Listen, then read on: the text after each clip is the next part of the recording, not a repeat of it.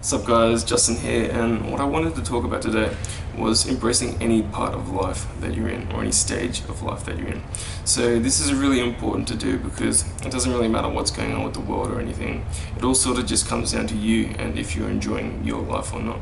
So every time you're sort of fighting like a mental battle with yourself, or you're trying to force yourself to do something, what you're really trying to do is trying to live up to an ideal that doesn't exist. And fighting with yourself and even sort of telling yourself to like be happy or go to the gym or something can be really sort of mentally exhausting and draining. It can be useful obviously if you want to learn how far you can push yourself, but for the most part you sort of just want to embrace how you're feeling and go with the path of least resistance. So when you're growing up, your brain will sort of create these things called a worldview, where your brain sort of just basically trying to make sense of the world because everything is so crazy and ridiculous in this situation that we've been put into. So your brain constructs like a set of values and a way of thinking and a way of viewing the world to sort of make sense of everything. And with these worldviews, you might have a different set of values to different people, and that's one of the reasons why lots of people don't sort of get along, and everyone's just not like friends with each other basically because people have different worldviews. So the worldview stages go up with your values as well, and it sort of goes in a pattern which is similar to the sort of pattern in which history sort of evolved. So your first sort of worldview that you might have, or your first set of values, will just be based on instincts. So you'll just be thinking about survival and water and food and that sort of stuff, and that's your first set of values. Now if you've got those things covered, like when cavemen started to work out how to hunt very well, or in modern society it's already just covered for us. The next set of worldview or set of values is based on symbolism. So if you look at history, when people started to move out of the caves and started living in small tribes and they had their sort of food covered, they would sort of spend a lot of time working on sort of symbolism, and the tribes would be run by shamans, and they would think of spirits of animals and they would look at the moon and that sort of stuff.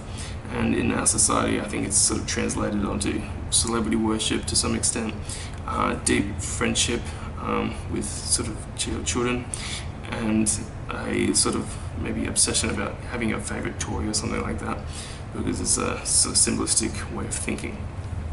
Now when people started to get a little bit into bigger tribes, the tribes were sort of split up, anthropologists say at about around 150 people. So the new value system that emerged was that of like sort of egotistic, just trying to be the biggest, the fastest, the strongest, and competition basically. So you might see this in like a high school setting where people are trying to be the coolest and people are competing with each other, and that's their sort of value system and their way of thinking. Now once that sort of got a little bit out of hand, people started to move into sort of cities and started to move into sort of bigger sort of populated areas, and the new value system that was sort of brought about, or the new way of thinking, was based on order and sort of justice and sacrifice and service. So this was when people started worshipping like kings, and Christianity was a very big thing, and people's sort of new value system was based on sort of sacrificing now to achieve or like feel good later. So you know, if you're good in this lifetime, you're going to achieve salvation in the next lifetime. And people might do this when they're sort of trying to get good grades or something, is they're sort of sacrificing now and studying so they can get a good job later and make lots of money later.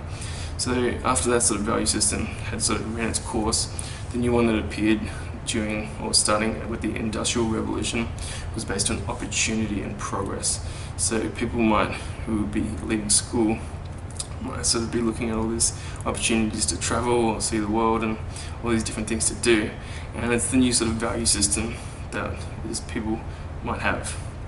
And the last one would be sort of equality and equity, which appeared around the maybe 50s or 60s, and people often in college campuses will have this sort of way of thinking where everyone's sort of equal, competition isn't really a value, and you know, people are just the same and everyone's just having a set of life experiences basically, and we should all be treated equally.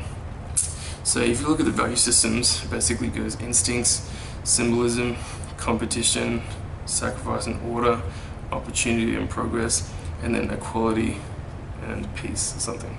And if you sort of go through these different ways of thinking, you can sort of understand what other people are thinking. So for me, I can sort of look at people and sort of get an idea of their way of thinking or what their values might be, and I can sort of adjust to them and sort of talk to them on their sort of value system or their way of thinking as a way of relating to anybody.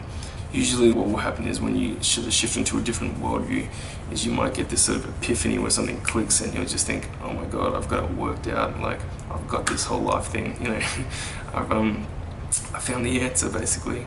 And it's this really cool feeling that what it comes back to is sort of just embracing where you are and sort of just acknowledging that maybe you do have more to learn, but right now I'm just going to embrace whatever stage that I'm in. So hopefully maybe in the future I'm going to get more epiphanies and more sort of worldviews that sort of spring up on me and different ways of thinking where I'm going to think that I've got it all worked out. But you know, if you're in a phase where you want to compete, or if you're in a phase that you just want to relax or be equal, it's really important to embrace it, and that way you can sort of not judge other people for what other stage they're in, because sometimes it's tempting, maybe if you're like in a method of like in a flow of hustling, you can look at people that are like chilling and relaxing and sort of think, oh, look at those people relaxing, they don't know how to hustle and how good they can feel. Or if you're like relaxing and chilling, it might be tempting to look at people who are hustling and think, look at these people running the rat race, they don't get it, and sort of putting your value systems onto other people, even though it's important to understand that they can change as time goes on or whatever stage in life that you're in. The other thing that happens is when you go through these different sort of worldviews is your mind like swing like a pendulum on different sort of dualities in life. So I mentioned before the hustling or relaxing one. There's another one that's sort of egotistical versus sort of self-sacrifice or whatever it is. So sometimes you might just be thinking, you know, life's all about me, everything's happening to me, and you know what, now that I think about it, maybe I'm the only person that exists. I mean, everything happens for a reason, it's all happening for me, and everything happened so I can live this life that I'm in right now. That's like it's not a bad thought. I mean, it could be possible, but your mind might also swing to the other side of the pendulum where you're just thinking, I'm 1 in 7 billion people, I'm completely worthless, I'm a speck, you know, in the cosmos, nothing really matters, and everything's just random. So your mind might think like that also, and it might swing back and forth between sort of egotistical ways of thinking and sort of more collective ways of thinking. The other pendulum swing might be sort of just thinking the world's really good, there's all these opportunities, life's beautiful, look at all these nature and all this stuff that I can do. And the other side would be life's really bad, we're just here to suffer, all these bad things happen in the world and nothing's really fair and all that sort of stuff. So I feel like the more you experience and the more you learn, your mind gets closer to having a sort of accurate view of reality, and you don't really need to even have a worldview at the end of the day to make sense of the world.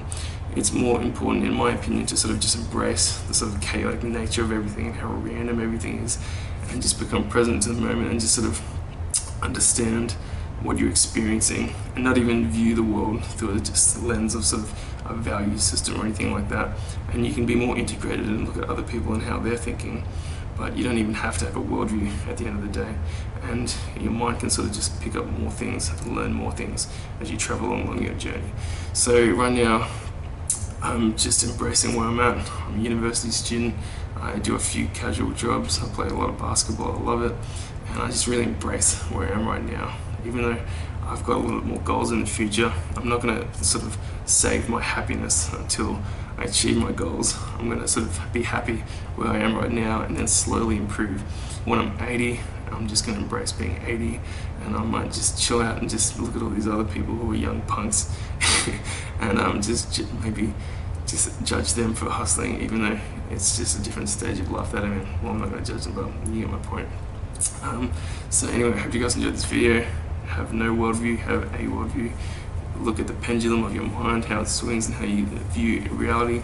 There is obviously objective reality, but a lot of your sort of experience of life is really subjective. So you can understand that as you go through your journey. And yeah, I hope you guys enjoyed this video. I'll catch you guys next time.